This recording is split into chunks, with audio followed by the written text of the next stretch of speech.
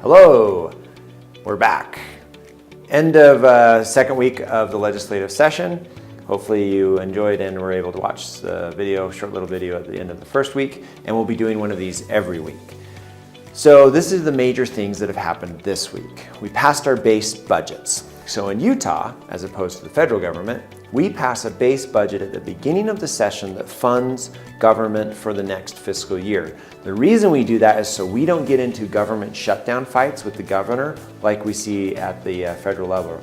Our good Congressman John Curtis actually presented the Utah base budget plan before a federal committee after he was elected, talking about better ways to do budgeting. I do think we do it well in Utah. We pass the base budget at the beginning of the year, and then we change it throughout, or excuse me, the beginning of the session.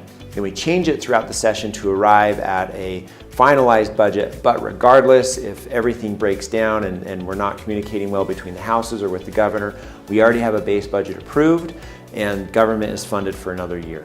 It's a good way to do it. We do things here in Utah a little different, I think a little bit better. But other than that, other major things that have happened up here. One is the House just passed Medicaid. So the Senate passed a Medicaid bill, and it was a bill that did some expansion under a more fiscally conservative and fiscally prudent plan that helped us maintain our balanced budget. And then went over to the House. The House passed it today, but they tweaked it a little bit where they put in, ours didn't have, the Senate bill didn't have a fallback plan if we weren't able to get some waivers we were asking the federal government for to help us make the plan even more financially stable. The House has a fallback plan in it that does have some cost control measures. It does have some more expansion measures, but you know, it's the legislative process. Bills change as they move through, so it'll come back to the Senate. It actually got read in today.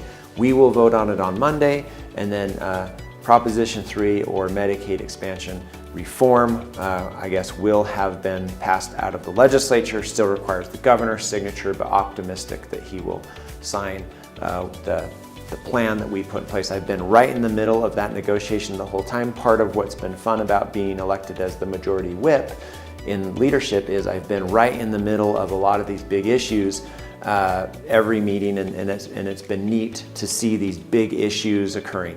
The other major issue that we have going on and working with is tax reform, also in the middle of that. The message I really want to convey with tax reform, we are not trying to raise more taxes. I don't know what you've heard or seen. What we are trying to do is stabilize the sales tax rate, sales tax revenue stream. Right now, how it works is because it's mostly goods, our economy is going more and more service-oriented, so it's declining. The revenue base, the base that we're taxing from is declining. So we're looking at a way to broaden that base, with that lower the rates, so we're not collecting more money, but we're stabilizing that tax source. More to come on that. Not sure how it's all going to end up. But we're working on it and trying to come back with a plan that works for us and helps our government run well. Thank you very much.